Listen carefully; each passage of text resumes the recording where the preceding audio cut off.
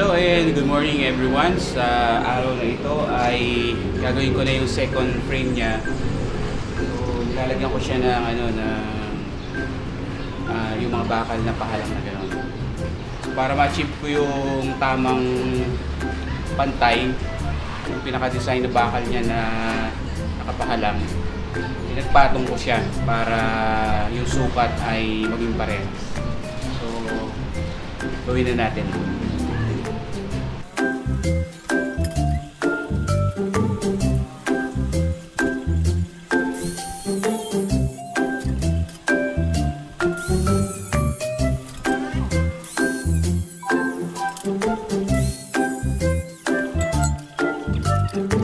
Para sa update ng gate, so bali yung second frame, lalagyan ko na rin siya ng mga pahalang. Naka super wide screen ako sa cellphone kaya mukhang maliit siya, pero actually ang sukat niya is 157 centimeters yung luwang ng aking gate, and then yung height niya is 6 feet high. So tuloy ko na, ang susunod ko na is yung mga pahalang na dalawang maliit na bar. Okay, bali lalagay na ako ng pahalang na dalawang 1.5 by 1.5. so yung bawat pagitan lalagyan ko na. So ispatan natin to, pakita ko sa inyo yung pag welding.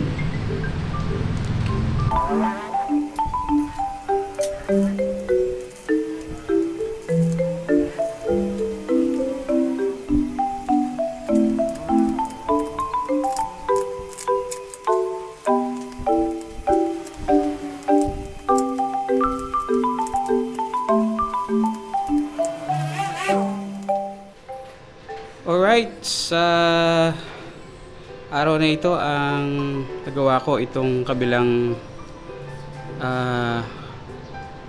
yung ano niya, rectangle. So bali in between merong 1.5 by 1.5, pero mas gusto ko sana ma-emphasize yung yung 2 by 2. So malaki pala yung yung 1.5. Dapat 1 by 1 lang. 1 by 1 lang yung design na ganun. But anyway, okay na rin. Bali ganyan na magiging position niya. Tapos itong kabilang side ay magiging ganito rin yung design ng niya. Kaya ko siya sininsinan kasi meron akong bantay na mga aso para hindi makalabas.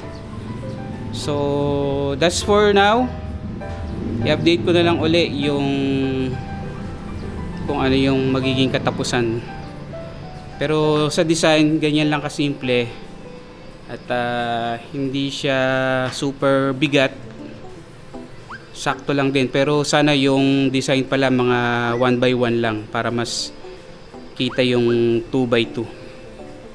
So kung magpapagawa kayo at gusto nyong gayahin ito, ang gawin yung design ay yung pahalang na ganun is 1 by 1. Yun, God bless, at i-update ko na lang ulit tomorrow kung tatapos ko tong isa na to.